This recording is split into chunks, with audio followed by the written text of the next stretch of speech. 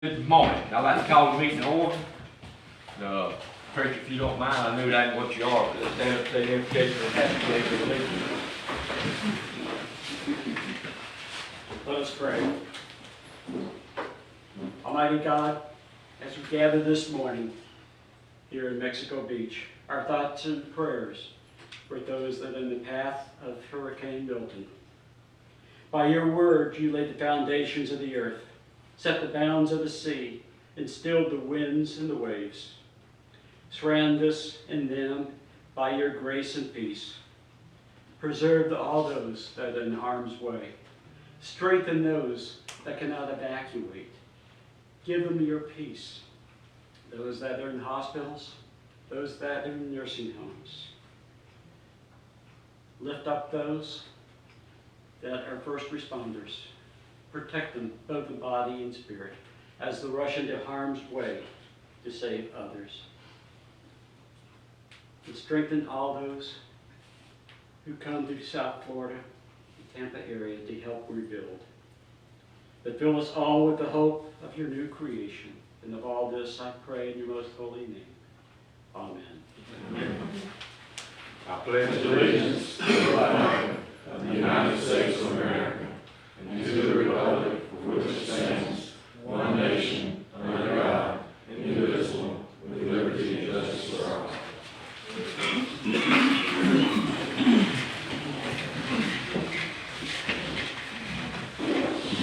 Miss City Clerk, would you call the roll, please? Mr. Linderman. Here. Mr. Adams. Here. Ms. Hamilton. Here. Mr. Smith. Here. And Mayor Wolf is absent today. Before we get started, there's a couple things. I think Sandy and Thomas got something they want to say. Either one of y'all will go first. Okay.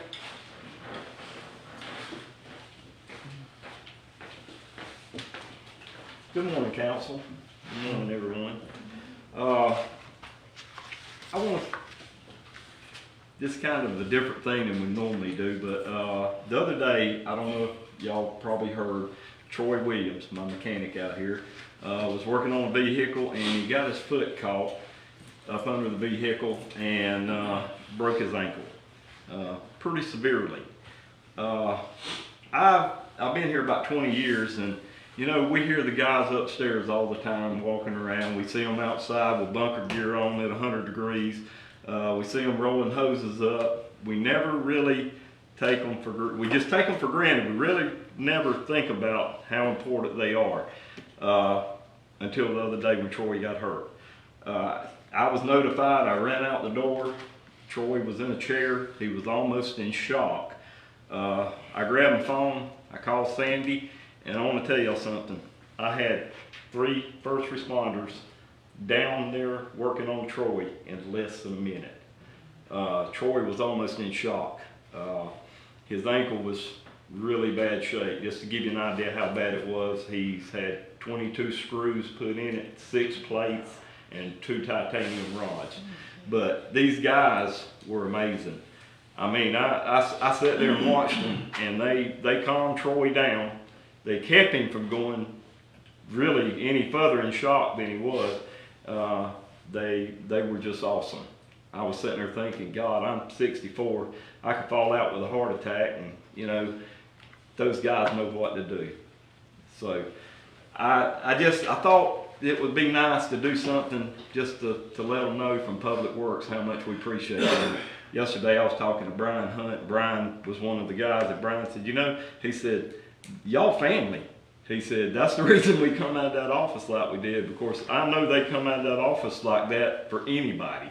But I just want you to know, guys, I appreciate what y'all did.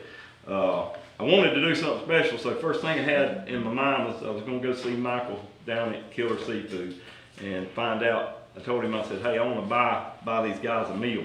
Michael looked at me, he said, you want to do what? I said, I want to buy these guys a meal. Michael said, your money's no good. He said, send them guys down here. He said, they're going to get a meal, whatever they want, but it's on me.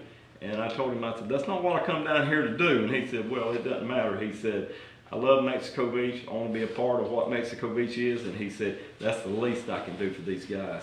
So I've got 3 certificates, and the first one Avery, you're here. If you don't mind, would you come up here a minute? Avery was one of the guys that was here. I've got a certificate for Chance Cunningham. I don't know if he's here or not, and one also for Brian Hunt. I know Brian got off. But I'm gonna give you a certificate, take that down to Killer Seafood. Yes, Don't order a hamburger, get whatever you want. I mean, and if you would, these other two guys, make sure they get them. I just want you to know how much we appreciate. I was blown away by how y'all took care of Troy. I spoke with Troy several times since then, and I can tell you now, Troy appreciates you guys really much too. Yes, sir. So, Appreciate buddy, thank you for what y'all do and how y'all take care of it.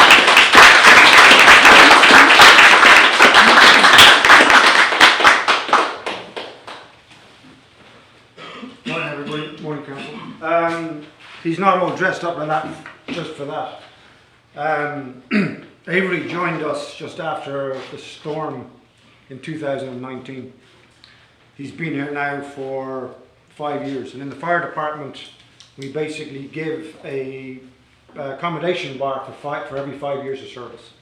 So he's here today to basically get his accommodation bar, his certificate, and then his girlfriend is here to pin it on. So Avery, if you'd like to come up here real quick, and you can come up as well. And as I told him, I told him I was going to forget her name. I had, so I'm terrible on names. I'm horrendous. So here is the certificate. There's underneath it actually are two more, which basically go with your life-saving award and your merit award for ISO. So don't lose them. They're worthwhile keeping. And if you would like to pin him anywhere below the US flag, please.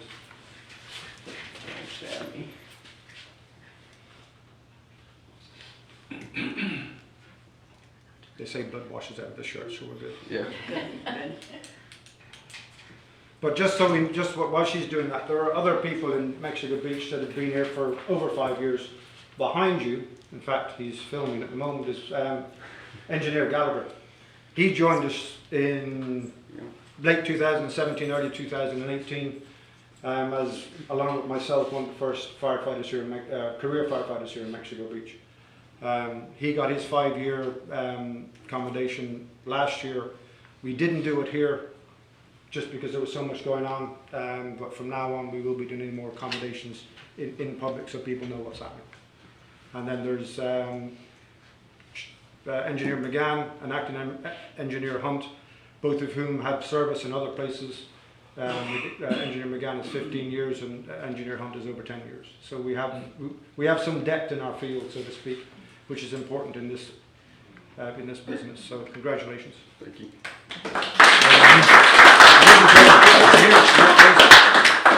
Get your picture. The three of you together.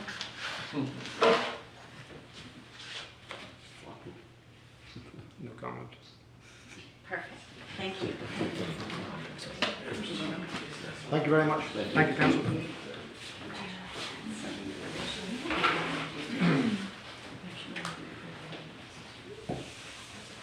While we on that, I'd like to, Marty, stand up. I mean, we're giving everybody good. This man went to, where'd you go to? Swanee County, And the town before that, where'd you go to? Taylor County, Taylor. Perry, Taylor County. Every hurricane that's hit Bay County, Tommy Ford, since this man and a group of men, I know you got more than you that go all the hurricanes, and I think we need to give him a round of applause, and Tommy Ford for sending him. It's been well worth it. It's nice to know that we have a trailer that says Bay County Sheriff's Department on it. I would like to put Mexico Beach on the side of that trailer. We'll get you a sticker on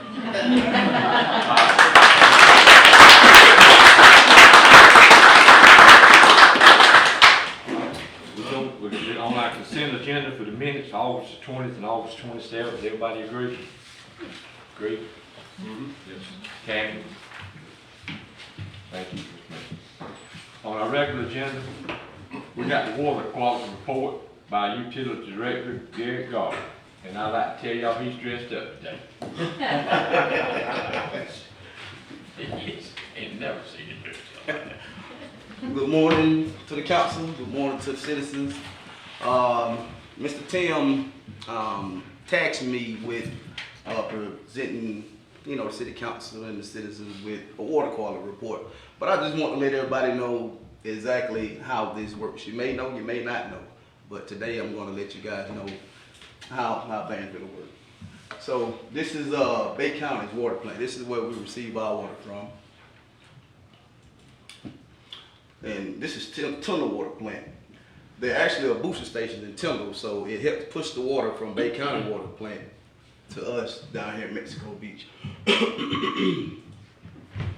And as you know, this is the City of Mexico Beach facility. And I just want to show everybody the distance it is to get from Bay County Water Plant to the city, which is actually 21.4 miles.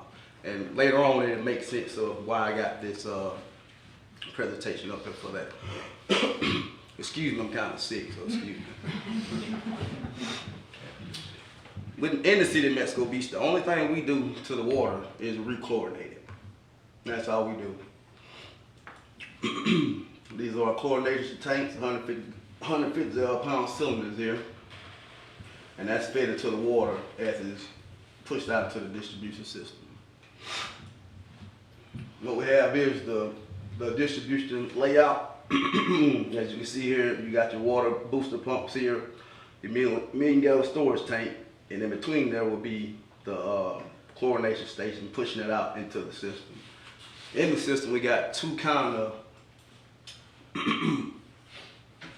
we got a loop, and we also have a branch system. Everything on the east side of town is pretty much loop.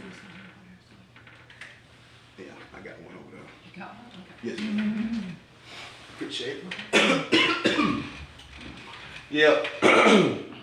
The branch tree system, we have those on the west side of towns, and this is where we have to flush our dead end. So anytime the citizen, if you're riding around town and you see a hydrant, we're flushing the hydrant, water, don't be alarmed. This is something we have to do per DEP to keep the water circulating through the city. Let me go to the next one, Mr. Luke. Right here is the lab results we got for our disinfection byproducts. This quarter we took 3 samples, one from Bay County and 2 from our regular locations. The reason we took it from Bay County this quarter is we was trying to determine if the problem was occurring from Bay County to here, which is the 21.4 miles that I showed you earlier, or was it happening on our side? Well, with the results, we showed that Bay County line is fine. Once we got to our system, we was thinking maybe that, with the water sitting in the ground storage tank for a long amount of time, that is what was causing the problem. And I also want to show you guys that this is every quarter, but when we average everything up, you actually have to average all 4 quarters up to get your numbers from your disinfection byproduct. You go to the next slide, Ms. Julie. I'm gonna go to the next one. Yes, ma'am. And as you can see here, this is what I mean about adding up the 3 quarters.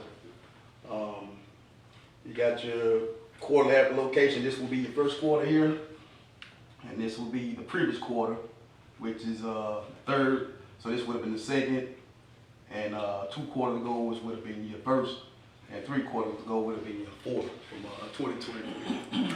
And your long run annual average is what you get right here. When you add everything up, then you divide it by 4. And that's how you get your number. This quarter we was still over on our HA5 by 1.6.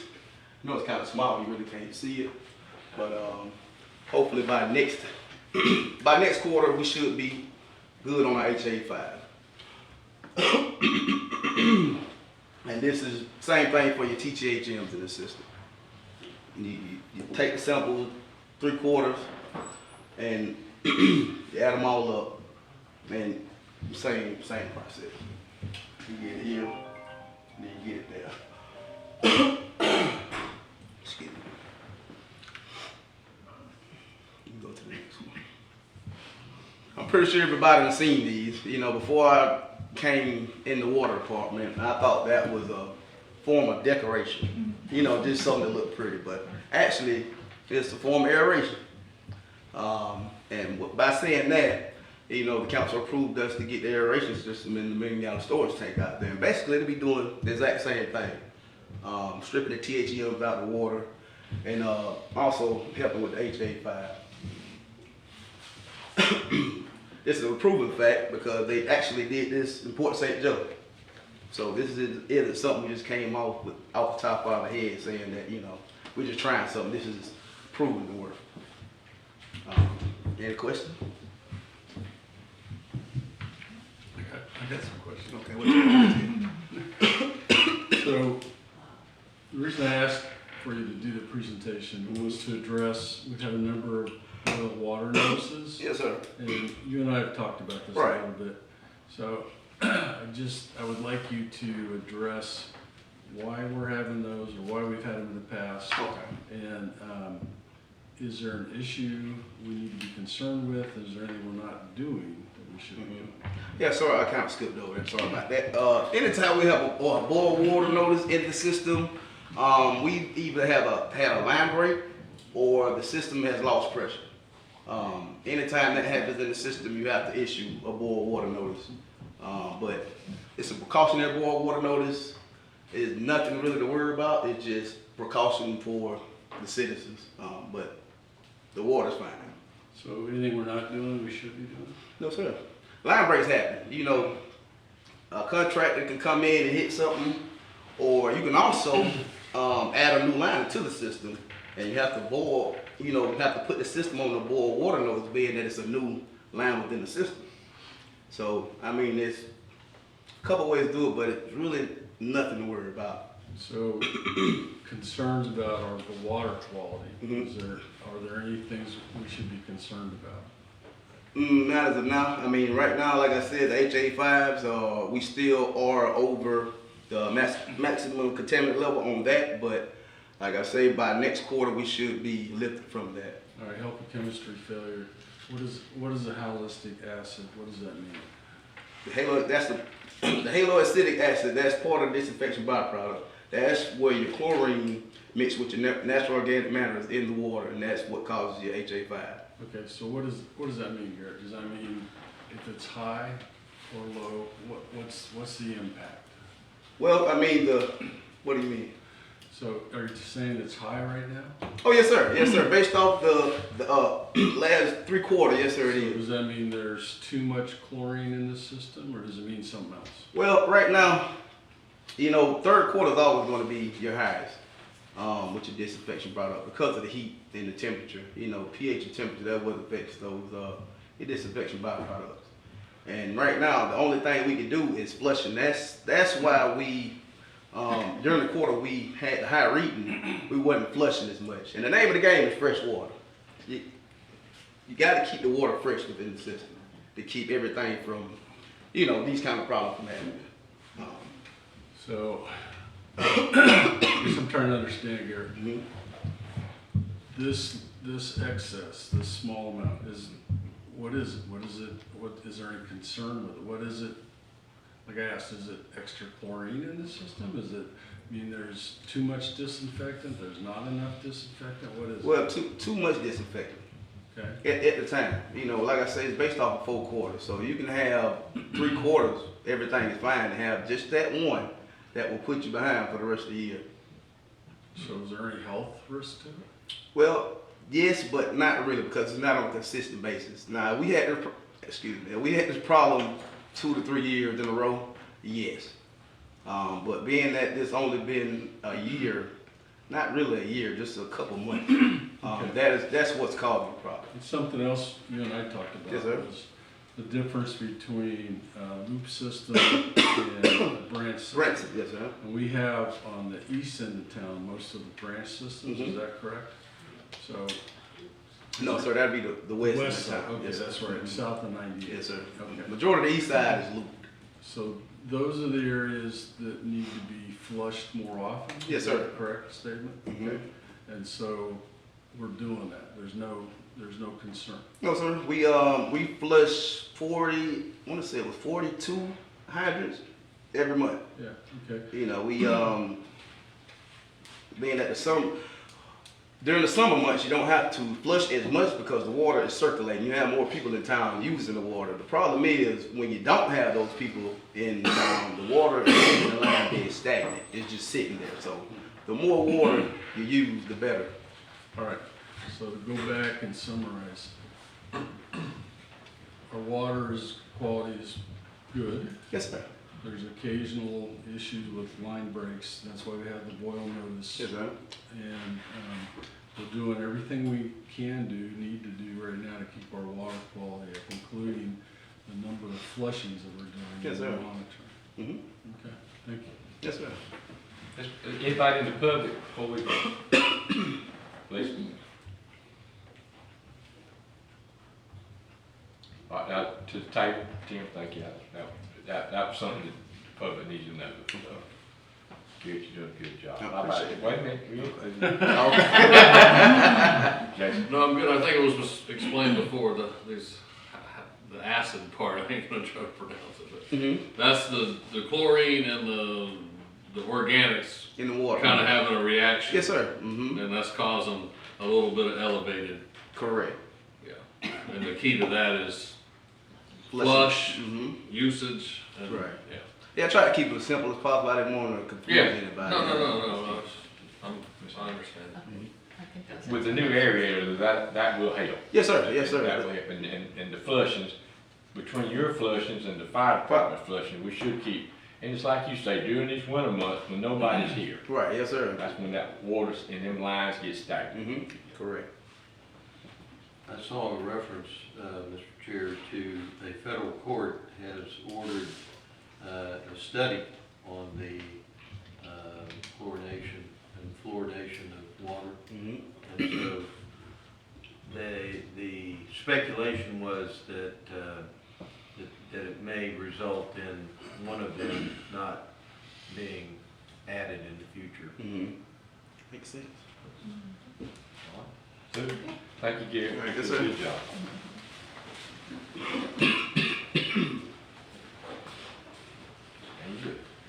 Next is ordinance 844. I reckon, James, motion to read. Make a motion to read ordinance 844 by title only. I'll second it. Okay. Okay, Mr. Linderman, Yes. Mr. Adams, Yes. Ms. Hamilton. Yes. Mr. Smith. Yes. Ordinance 844, an ordinance of the City of Mexico Beach, Florida, amending ordinance number 836, adjusting the current rates to be charged for the use of the municipal sanitation system, repealing all ordinances and parts of ordinances in conflict herewith, and providing for an effective date. Open public discussion on ordinance 844. Close public discussion, discussion at the table.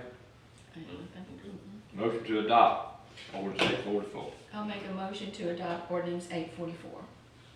I'll second Okay. Mr. Linderman, Yes. Mr. Adams, it. Yes. Ms. Hamilton. Yes. Mr. Smith. Yes. Next on the agenda is ordinance 846. Motion to read. Make a motion, make a motion to read ordinance 846 by title only. I'll second it. Mr. Linderman, Yes. Mr. Adams, Yes. Ms. Hamilton. Yes. Mr. Smith. Yes. Ordinance 846, an ordinance of the City of Mexico Beach, Florida, amending ordinance number 817, adjusting the current rates to be charged for the use of municipal water sewer system for the service inside and outside the city limits of Mexico Beach, allowing for senior citizen discount and vacant lot rates, repealing all ordinances and parts of ordinances in conflict herewith, and providing for an effective date. All right. Open for public discussion on 846. Close public discussion at the table. I don't have anything. Motion to adopt. I'll make a motion to adopt ordinance 846. I'll second it. Mr. Linderman, Yes. Mr. Adams, Yes. Ms. Hamilton. Yes. Mr. Smith. Yes. All right, next one is ordinance 847, floodplain requirements. Have a motion to read ordinance 847 by title only. Motion to read ordinance 847 by title only. I'll second it. Mr. Linderman, Yes. Mr. Adams, Yes. Ms. Hamilton. Yes. Mr. Smith. Yes. Open for public discussion? Yes, ma'am. Okay, read. Oh, we got to read it first, Lisa. Hold on, I got here. Ordinance 847, an ordinance of the City of Mexico Beach, Florida, amending the Mexico Beach Land Development Code, Section 4.05.00, floodplain requirements, and providing for applicability, inclusion in code, repeal of conflicting ordinances, severability, scrivener's errors, and an effective date. We don't vote again, do we? You'll vote on that after. Ms. Lisa, please.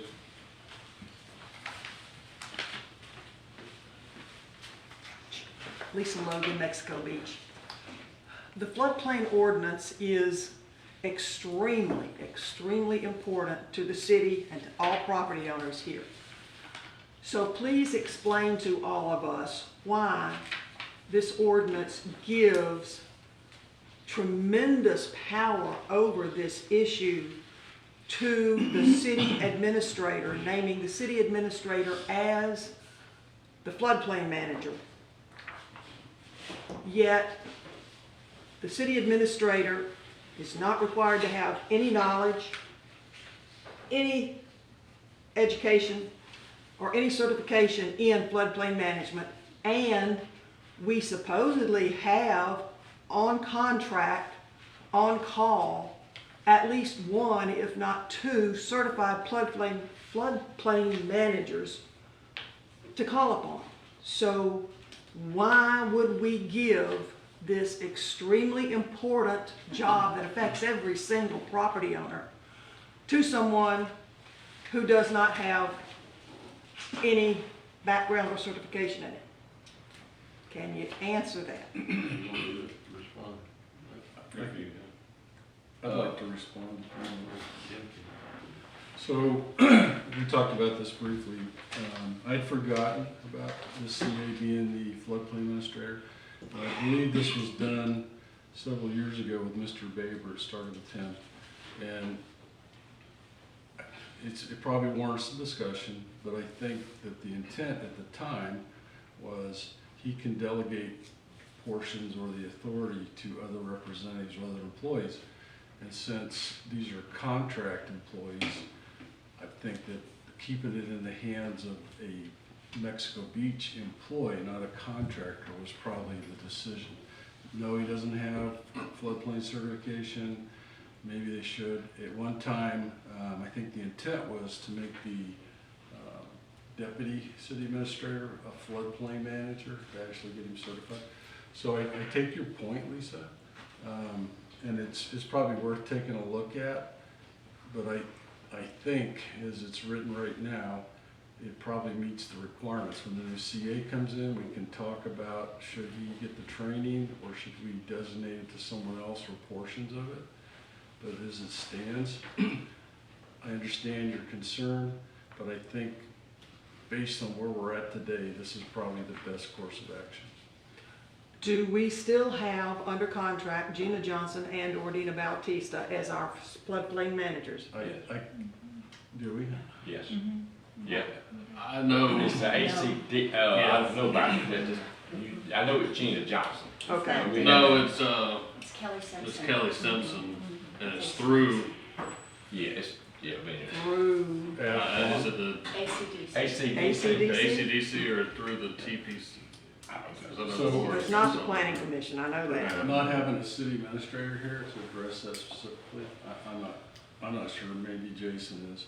But again, when the new CA comes in, that's a good thing to discuss with them and we'll take a look at it. I understand what you brought Yeah. up. Thank you for bringing it up. And I think we could look at it again. I know we're under the gun. We got to adopt by the 24th. Yeah, or that- we'll be- And I understand that. My point is, I want this on official record, that you go back and you look at this and you make sure that the people who have the credentials to make rulings on this are the ones who are in charge. Because we have the example of what Doug Baber did, and it was just a total disaster. So, put this on official record, that you've got to go back and look at this, because giving this kind of power to someone who has no background in it is not going to work. Yeah, that's the power. I know from pulling building permits or applications in the building department that what I've seen is it does go to a review, a floodplain review, which But the- has but- been Kelly. But the Now, way it used this to be- ordinance is written, the decisions of whether it's reviewed or what even goes to the floodplain manager is left in the hands of the city administrator, who is untrained. So, please put this on the official record to review, because this is not something we can afford to fool around with, and we don't want someone who does not know what to do with our floodplains handling this.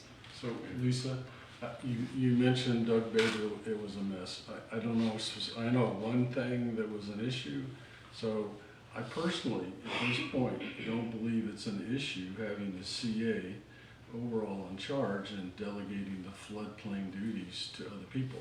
But it's certainly, I'm only one person, and it's certainly worth talking about here in the future. So thank you for bringing And it to I would our like to hear if Tim had anything to add. He was about to. Well, yes, this ordinance was essentially approved by Rebecca Quinn, who is the statewide consultant for assisting cities in making sure that they comply with the floodplain codes of the federal government. Rebecca Quinn has engaged Kelly Simpson in this process. I've got an email where she's telling me that the ordinance is ready to go. And Kelly Simpson is a part of that process. So, And who again is Kelly Simpson? This was She's a AC. floodplain manager with ACDC. Yeah. Okay. She's been here once on a project on 15th Street. She used to work for EPCI in the St. Joe office, and then she Okay. came under ACDC. She's been there for several Okay. years now. so my point to the council is just, if you choose to revisit any part of the floodplain ordinance, you need to engage Rebecca Quinn Oh, yeah. so that you don't get in trouble making an amendment that's not blessed by Ms. Quinn. I know, unfortunately, I did that one time, and I heard about, well, we didn't know that, and I'm like, well, I didn't know I was supposed to get your approval, but anyway, she needs to be a part of that process, Okay, if the council chooses to do that. okay. I just want to make sure that the council understands that this has to be done properly with people who know what they're doing, because we can't afford any more mistakes with floodplain. Thank you. Anybody else? Yeah, my thought would be kind of what Tim was saying, we wouldn't want to give that kind of power to a contract person. But I think it's pretty much assumed that the city administrator, who would be designated as a floodplain administrator, would tap into those resources of people that have credentials. And I think we can count on that. I do too. That's the reason why we've done it that way. I mean, Yeah. the girls, and when I say girls, the ladies, is over the two. It's over the floodplain. I think it's Gina and Dina, the two I know well. They are very intelligent on that floodplain. And, giving the full authority to our city administrator, I can see a concern, but they got to tap, and he's got to find out something on his own. He can't. Anybody else in the public? Sorry about that, Lisa, I didn't see you. All right, motion to adopt 847. I'll make a motion to adopt ordinance 847. Second. Mr. Linderman, Yes. Mr. Adams, Yes. Ms. Hamilton. Yes. Mr. Smith. Yes. Next on the agenda item, we have discussion on the boat launch dump. Tommy, I know that's you. You want to get up and talk about it? Boat what? The boat launch dumpster. Oh, boat dump.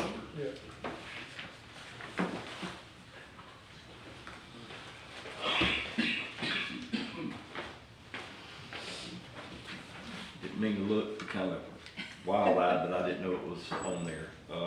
You know, we do have a garbage dumpster that's been at the boat ramp since Hurricane Michael. We actually had 2 of them at one time. We had one that was here outside the yard, and it got moved one time over to under the pond park. The problem with the dumpsters, one is the stuff that's being put in them.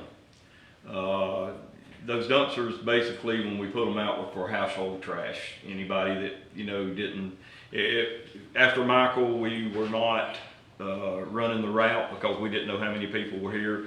So it gave a place for everybody to put their trash. So they kind of, since that period of time, the routes got picked back up. We left the dumpsters out. One was at Parker Park for a while. And as I mentioned, people are putting everything from bed frames in them, car parts in them, wood in them, it's all kind of stuff that could damage the garbage truck once it's empty. I made talked about this a while back. The one at the boat ramp now is the only one we have left. We empty that dumpster every day. It's completely full. I would not be surprised if there's people from out of town, possibly St. Joe Beach, that knows that dumpster's there. I was down there the other day and watched a pickup truck come up, and the whole back end of that truck was full of garbage bags, and they put every one of them in that dumpster. So it is costing the city quite a bit of money to empty that. You know, as everybody knows, your trash pickup, the city basically don't make any money. We just break even on that. We try to keep the cost down as low as possible. The bears getting in it is another problem. So Mel had talked to me a while back about the dumpster, about possibly what my thoughts were about getting rid of it. You know, we are way past Hurricane Michael now, 6 years. So, you know, I'd leave that before the council, whatever the council would like to do. I do think that dumpster is costing the city quite a bit of money from, you know, being emptied every day. So whatever y'all would like to do with it. How much does it cost? Let's get the public first, then we'll come to the table. Anybody got anything about the dumpster? Vote right. All right, thank you. No, wait a minute, all right, go with that. Sorry. What's it cost, Tom? Well, Tim, it's kind of hard to figure because what's in it. It's all done by weight. I can say that every day that dumpster, Monday through Sunday, is completely full. Y'all seen pictures of it piled up beside it and on top of it, even though we have signs down there that, you know, make sure when you put the trash in it, you close the lids and lock them to keep the bears out of it. They piled it up on top of it and had it piled up all the way around it. That was the reason we took the one out from over there by Jerry's house, because just, you know, the amount of trash going in it. So I don't know, it's based on tonnage. So Can you give us a way?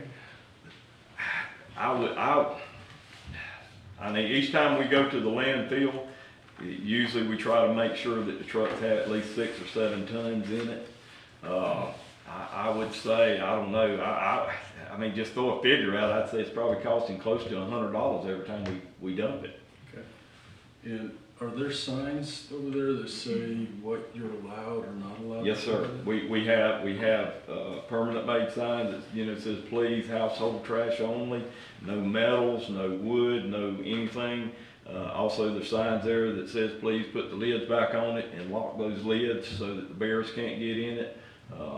And, you know, like I said, once the trash can gets full, it doesn't matter then whether they lock it or don't lock it. They start piling the trash up on either top of the lids or piling it around it.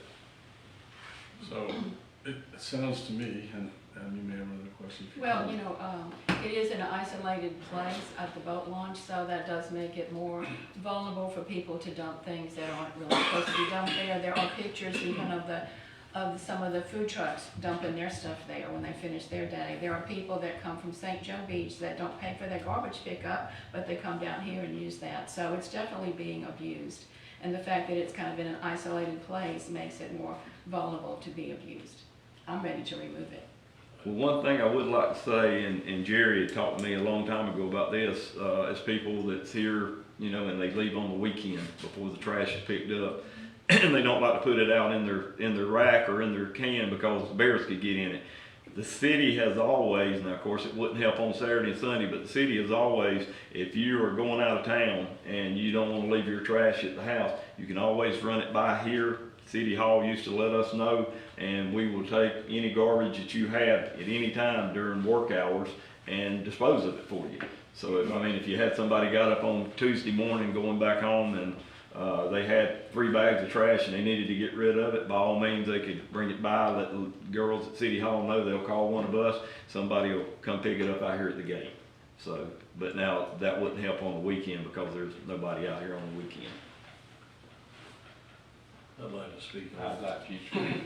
I live in the general area, so we're walking, and at least my wife does. I couldn't say we, but yeah, the dumpster has been. It's obviously being abused, and we just happened to be out riding Sunday, and we rode down by the boat ramp because I wanted to look at the ramp, and she said, "Look at that," and it was heaped up. So I got out, and I didn't bring my phone in, but I did take the pictures. It looked like somebody had got new outdoor furniture. The cushions were in there, all the boxes. You know, there were several big, the 50-gallon trash bags full that were on top. Looked like somebody might have had a party somewhere and, you know, put it all in there and put it there. So it is becoming I would say, an eyesore, and I think people are using it that don't need to be. I understand that we need somewhere maybe for people to go and take stuff, but we have a good sanitation service that picks up twice a week, and we have other options. So that I would lean towards getting rid of the dumpster myself. And one thing that Tim brought up, I mean, I pulled out, we just approved this ordinance on the trash. Now, I don't know if we can take this, but it clearly says we're charging people $287.66 a month per dumpster. Is that correct? That's correct. And then it's $115.50 per additional pickup. So I know that is but you could probably base some of those numbers around these parameters. We didn't just come up with this to charge people. It came from somewhere. That's right. From hauling it, doing anything. So about the money stuff, I mean, I do think if we move it, we need to probably put additional cans, you know, maybe, you know, just regular trash cans up by the pavilion, you know, where people are get back from fishing and have their trash on their boat, and they do want to put it there. I understand not dragging it somewhere. You know, we have the fish carcass freezer that people don't use that well, so we don't have to worry about that getting put in there. So that's my take on it. Yes, I have some more. Let me get through it, and then you can finish up already. To me, it costs $62.50 a ton if you take stuff to the dump. That's what it costs now. On the holidays, weekends, that dumpster well used. Because a lot of people, I mean, I like Tommy's idea was saying, except Saturdays and Sundays. Well, that's when people come on the weekend and leave on their Sunday. And they want a place to take the garbage. Or, I think somebody told me they could take it home with them. To me, that's not a very good smell in the back of a car.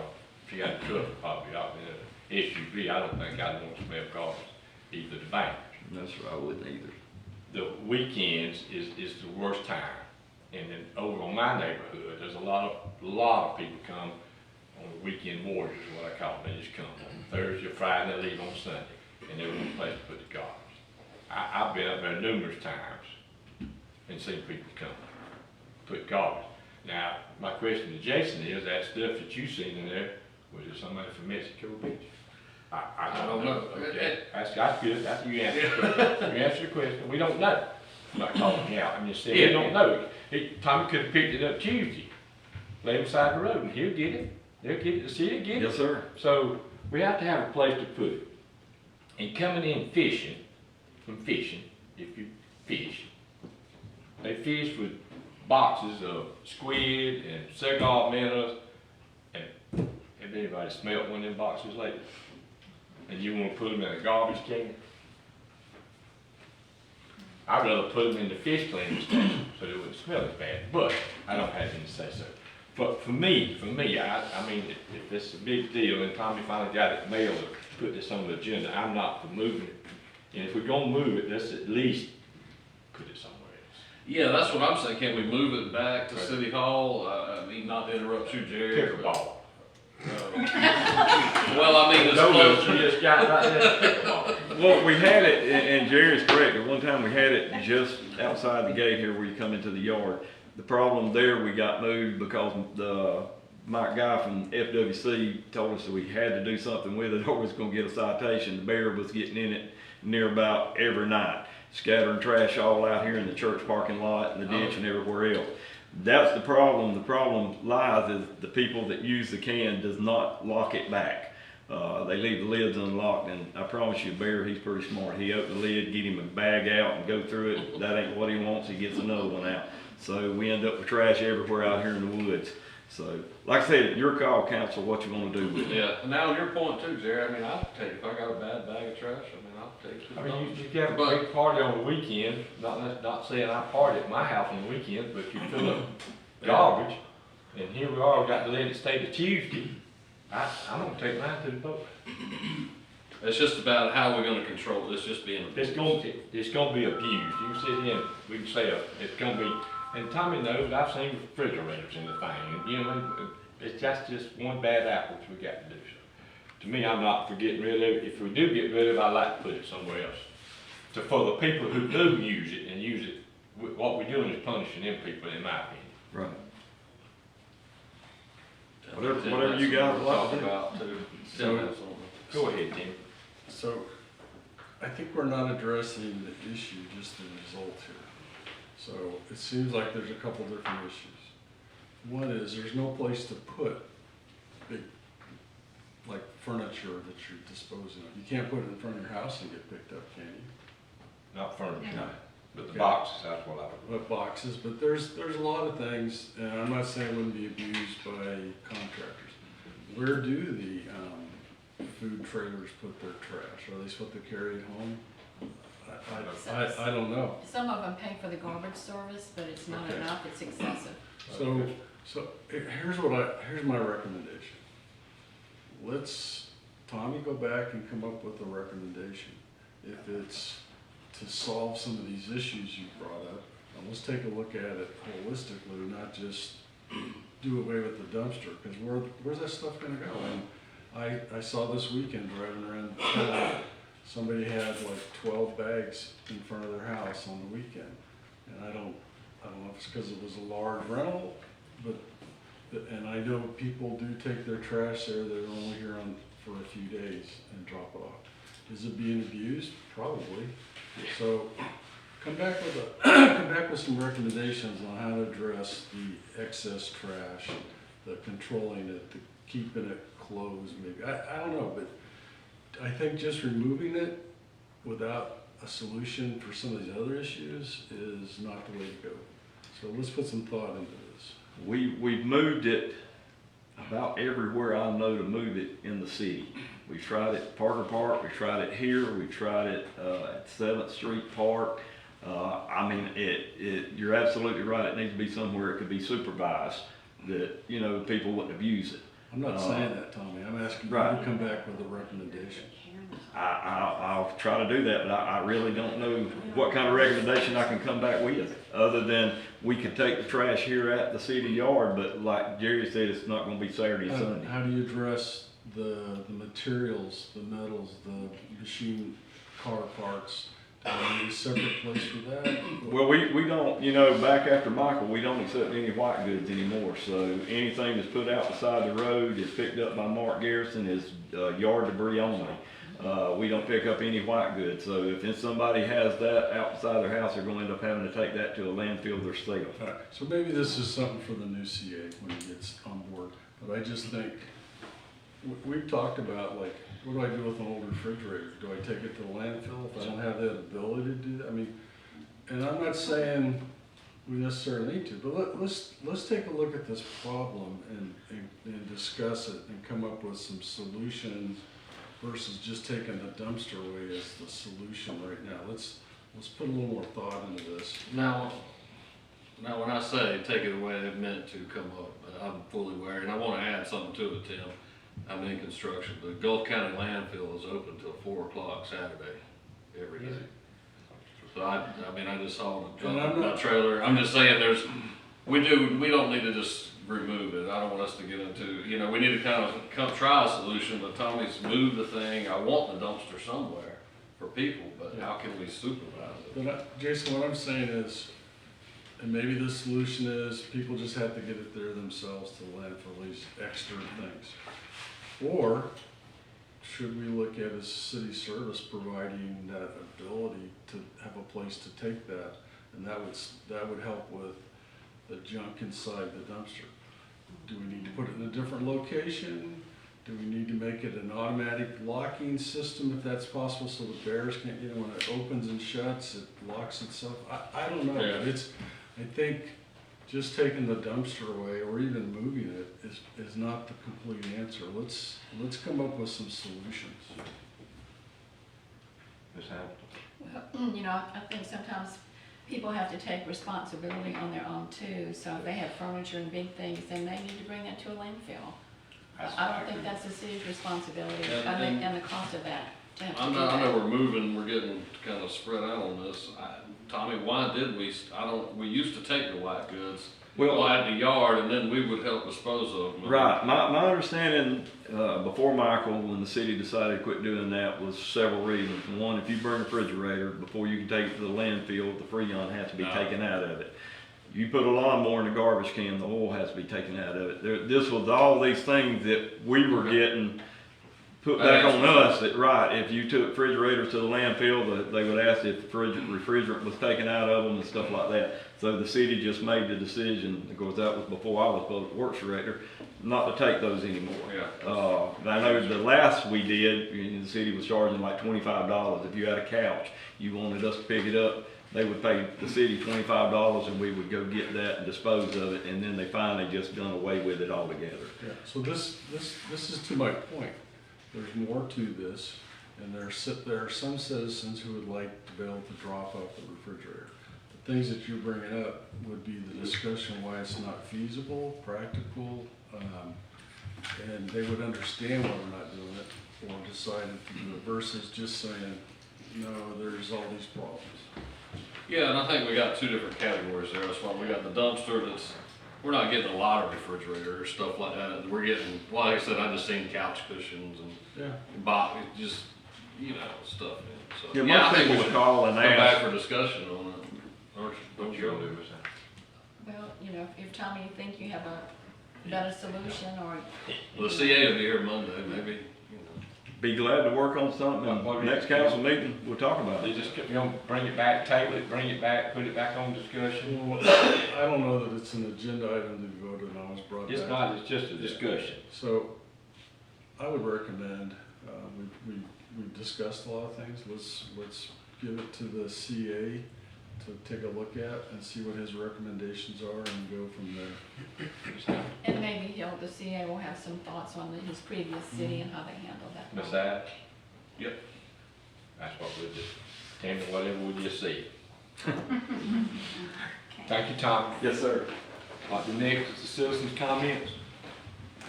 On the dumpsters? On the dumpsters? That was just a discussion at the table. I was about to say, I have a comment about it. Sure. The dumpsters, Ma'am? don't take them away because you can't. You got Oh to walk up gosh, I here. don't wanna do that. Oh, I don't. I tell you what, just stand up right there, I can Thank hear you. you. Hi, I'm Susan. I would say, Susan, That's close enough. Susan Bilbrey. I've been here for 10 years, but I'm a Georgia citizen, but I'm here part-time. You can't use those landfills unless you have a driver's license, a Florida driver's license. You have to show. So that's one reason people use those dumpsters too. And like TVs, I have 2 TVs to get rid of right now. I try to give them to the Goodwill. They don't take them anymore. So what do you do with this stuff? So I would definitely say put more dumpsters, don't take them away. So that was my opinion. Anybody else?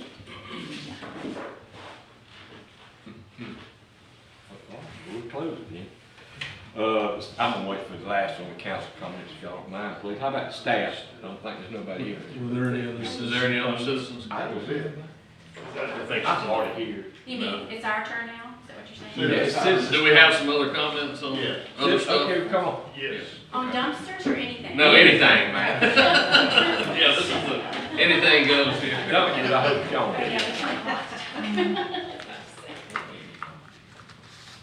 My name's Monty Bilbrey. I live at the corner of 4th Street and 98. I have a big problem. Look at some of these. I've read a lot of storm drain stuff. If y'all want to, yeah, right on the front. If y'all want to pass those around a little bit, that'd be great. How do you spell this one? BILBREY.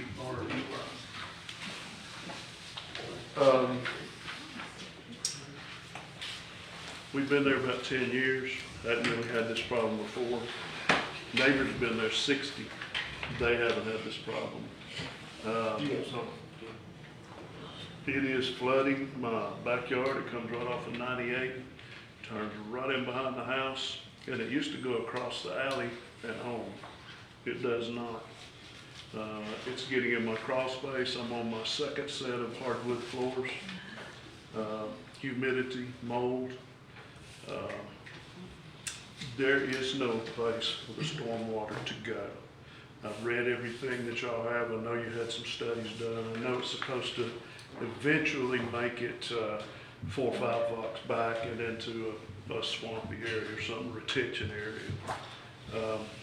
Part of the issue is the streets don't drain that way. They have a couple of high points in the wrong place. I should say I am a paving contractor. I've been in this business for 37 years. I understand what's happening. I understand the grades, the elevation, the stormwater issues, and I pretty much know how it all works. I've looked and tried to think about how I could fix this on my own, and I really can't. I have one of those papers has a drawing on it. If we could put an inlet there just off the side of 4th Street and collect everything, I'm catching it on all sides. If we could put an inlet there and collect it, we could send it on down 4th in the right direction of what your studies, I read all that stuff, are showing. That's really basically it. I mean, the pictures tell the story there. I'm losing money. My investment is going away, and it's not something, I need help with it.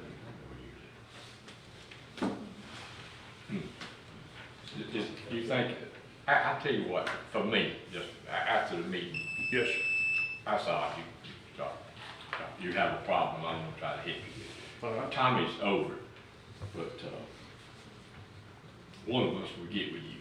Okay. And if you contact anybody with the city and let them know that. I met Tom and we looked it over. The neighbors, some of them were here. We've all discussed it.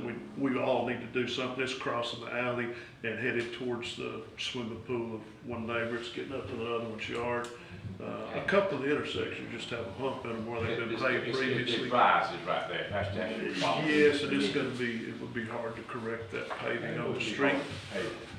It looked to me like this is probably the easiest fixed. But yes, I'd be glad to talk to you about it. And the lady behind you right there, she. Don't forget that next week on October 15th at 6 o'clock is the workshop from AvCon. The woman is bringing the stormwater plan, and it's supposed to be on the city website this week so that citizens can look at it before the workshop, and it covers the whole master plan of stormwater, so that may be something that y'all can work in here. She wants to know about specific areas that are flooding too.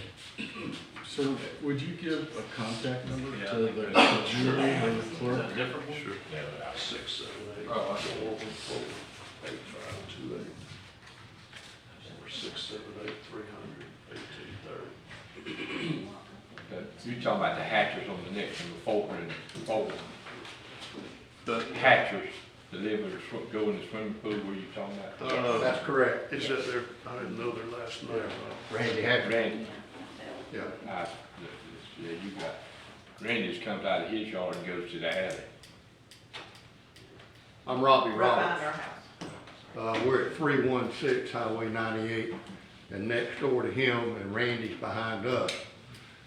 Been there since 1966. Had never had any water problem at all until Michael. Now that all the new houses, new development, the paving of 98 and raising it, the paving of Oleander and raising it, we just bottlenecked the water up to where it's getting all of his backyard and under his house and up under my storage building. And like you said, flooding across Oleander. Oleander be that deep in water, and it's going right on into Randy's newly constructed house and swimming pool. And so we got a problem there. Like Monty said, the road is higher at Oleander, and it literally acts like a dam. And the water's not able to spread out and go anywhere else except in our backyard. So we're catching it off of Highway 98 and 4th Street is where the majority of the water's coming from. You can just sit there and watch it run like a river. And we've got to somehow get that water controlled or collected and sent somewhere else. And if he raises his land, all that's gonna do is spread the water out on other people and have a bigger problem with more people instead of the actual drain And that's the system problem that's we have needed. now.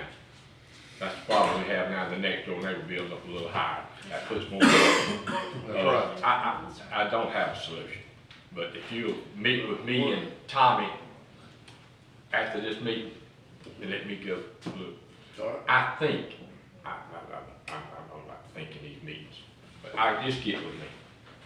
Please, after the meeting, can you do that? Well, and we'll look at it, me and Tommy. I'll be glad to. I've gotta do something. I understand, and I'm glad you came. But the lady will be here from Alcon, she'll be here, she'll be a good one to come to the meeting and tell her, and maybe she'll have a solution already made before and she already might have that. The stormwater plan, would pretty much take care of it, but it won't function quite like it's talked about, so. Jerry, I met with Mr. Monty 2 different times. One when Doug was here, and we got David Dewberry, and we all met around there to try to come up with a solution with it. He's absolutely right. He definitely has a bad problem.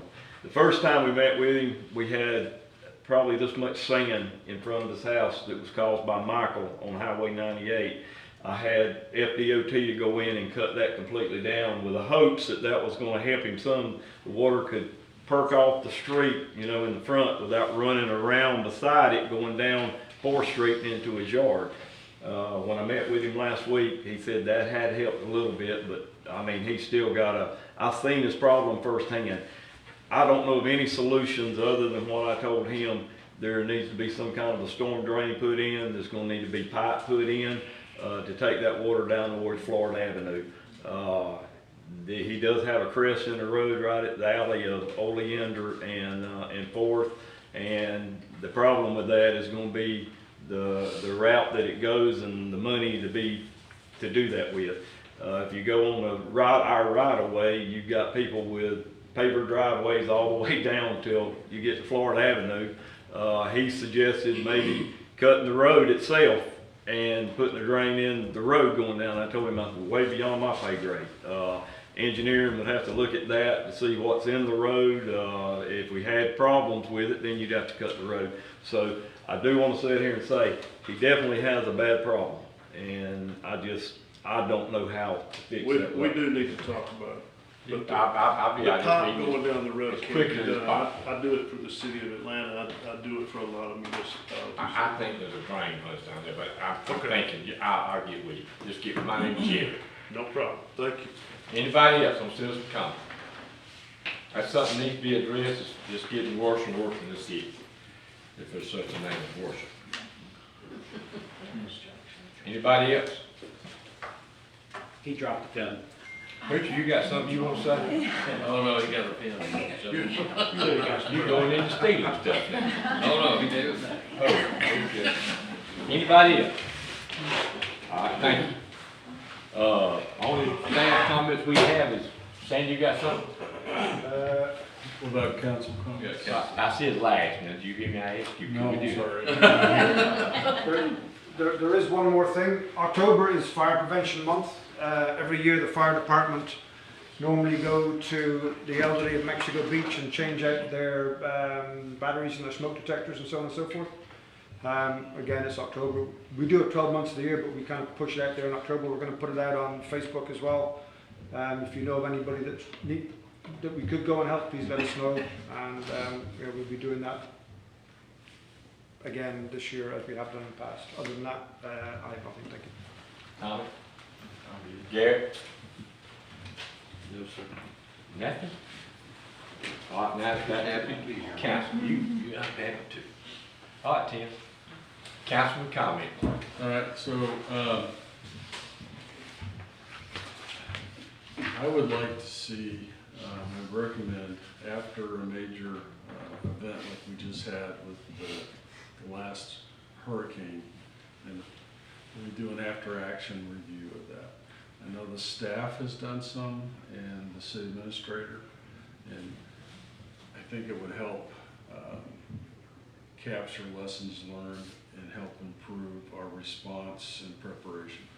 There's two things I want to bring up. I know I've talked with Sandy about this a little bit. The first one is, in hindsight, I guess, I believe we waited too long to put anything out to the citizens on, they were looking for some guidance. And at the time, there was nothing to put out. It wasn't clear enough. And I would recommend in the future, if that's the case, that's what we put out, so that people realize that we are monitoring it. And maybe we look at, I know that the Emergency Operations Center puts out an update, I think twice a day, and that would be a good time to get an update and to update our Facebook page or our website on that type of information. The second thing that I'd like to recommend, and during the heaviest rain period after hours, I think it was weekend or in the evenings, a lot of the drains have plugged up. And I know this because Jerry drug me out to help clean them, which I'll never do again. But what became apparent to me was, as long as it's safe, I mean, if we got hurricane force winds and flying debris, we don't want employees out there. And I know Tommy had someone out for a couple hours, but this is the time that I think having not one, but two people for safety, driving around, looking at the drains, possibly trying to clear them out, because as the water collects, it pushes debris. There was mowed grass, tree limbs, mud, all that stuff. And I think that would help with the flooding. Fortunately, it didn't get bad enough that I think anybody, well, you folks had some problems, but I think in general, most people didn't have a problem from this. But you never know, it could have rained more that next day and it would have been a problem. So those are two things that I recommend we look at in preparation and during the execution. That's all I have. I like that. Ms. Hammond? Well, maybe we should reassess our general maintenance of what we're doing even before these storms come. I know there's a lot of flooding on First Street too, so it's like, why is that? Are the pipes not cleared out? Do we need to do a general, get ahead of the game and constantly be doing more maintenance to prevent some of it for when we do get the heavy Yeah, rains? and that's a good time during the actual event to make a note of where the issues are the worst, because you may not realize it just going around looking at those drain systems, but it became apparent that there were some areas that weren't working as well, and maybe we could address that. Ms. Hammond, we have a piece of equipment out here that's called a jetter. And that's what it does, is puts it in the stormwater pipes. I don't think we've ever used it. Well, why do we have it this year? We use it for Mr. Garrett's to blow out the sewer pipe. But that's something we need to address. I believe we need to, but the stormwater lady's coming next week. Yeah, and I'm sorry, one other thing. So, one more thing. You're fine. So and this is where the lessons learned come in. There was some standing water, and the city went out with a pump, and apparently we didn't have a long enough hose. So these are the kinds of things I'd like to capture in after action, so that we can identify them. They're not just forgotten about, that, because there's, I'll go back to my military background, and you do an after-action review after every major event. And it's important to do that. So, thank you. Tim was talking, and Miss Hamilton too. We could have got another hose on 39th and 40th Street and pumped that water over to them. But then people were coming in the next day to rent out that house. I think we had to me as a city. But that's back to what Tim said. I think we need somebody here. Instead of when they get here, they just said, okay, we'll get it Monday. I think we should be more on top of what we do and be more focused with the city to get things done instead of waiting till Monday when we hear what I see. Jason, I'm sorry. You sure? Yeah. Oh, I got two or three things right here. But Tim, I appreciate you bringing it up. And I do believe we need to have a pre and post emergency service. I think the council needs to be involved. I think Sandy's our emergency management person. He does a good job. And one reason to me, we was on that borderline of Gulf County. When they emergency evacuated Gulf County, we right here on the county line. We sort of did panic, but we wanted those information and we didn't get it. I really think we should have been on top of that a little bit more, even though it was right here on the line. It didn't get us bad.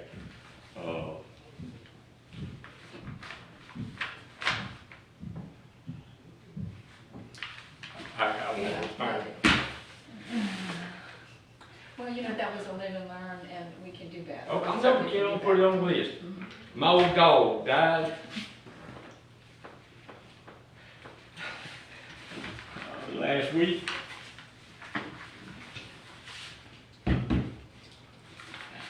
I'm gonna be gone for a few days.